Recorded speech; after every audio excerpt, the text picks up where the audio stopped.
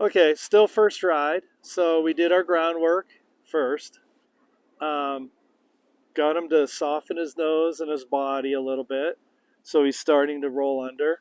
Now that I have a little softness in the nose, I can put that to work. So the next thing I do is bend the ribs, tip the nose, and hope that inside hind steps towards that outside front.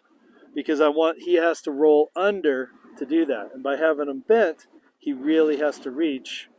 That makes him go into a position that his hips roll under, his body, his back raises, his face softens, which is the road to stops, great stops, self-carriage collection, everything. It's just a balanced horse. So here's his first attempt.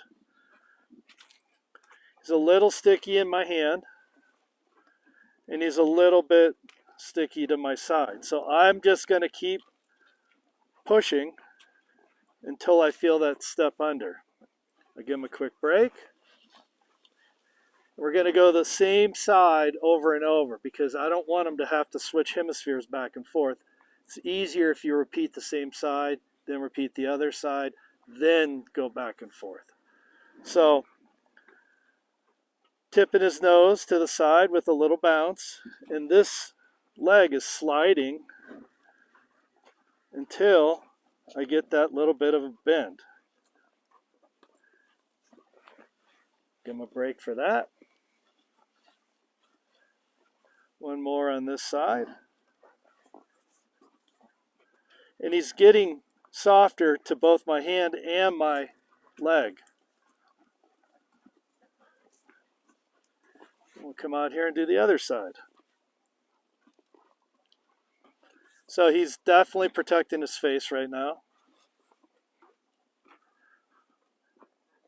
So I'm going to tip his nose with a little bounce, no steady pressure so he doesn't have anything to push against.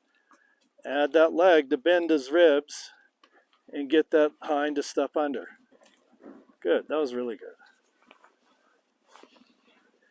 We're just taking, let him think about everything. Don't just keep going and going and going and going. Let him give some thought to what he did to get the release, how he got the pressure to go away. Let him just kind of sort through these things. This is all pretty new to him, so you want him to have time to think about it. So do it again. As for the nose, he's a little protective on this side. Rub that rib and get that step under, just like that. Oh, and he's stopping to my seat. Things just build on things. It's really great. This side, he's a little lighter in the face, or was.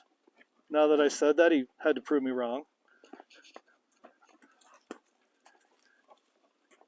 Just let him think about that for a sec. He tried, if you notice, he started to soften, went, I don't know, went up with his head a little bit, was a little bracy, and then came back. So he's just looking for where he can find that release. He's not sure yet that it's about giving his nose, giving his face. So watch this side. He's a little protective. There he's leaning into my hands. He's fighting my hand a little bit. So I'm going to put a little more rib pressure, and there he comes around. If you add the rib pressure, it softens that face. It brings it around. So you don't have to yank. You don't have to get in a fight up here. Worst thing you can do is get in a fight with the face. That's just terrible. That leaves a lasting impression that is there for a long time and hard to overcome, which he's got some of that resistance now.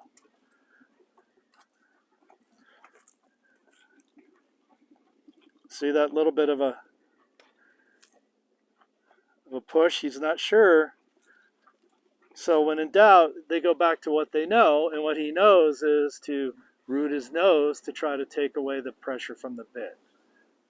But he doesn't have a bit.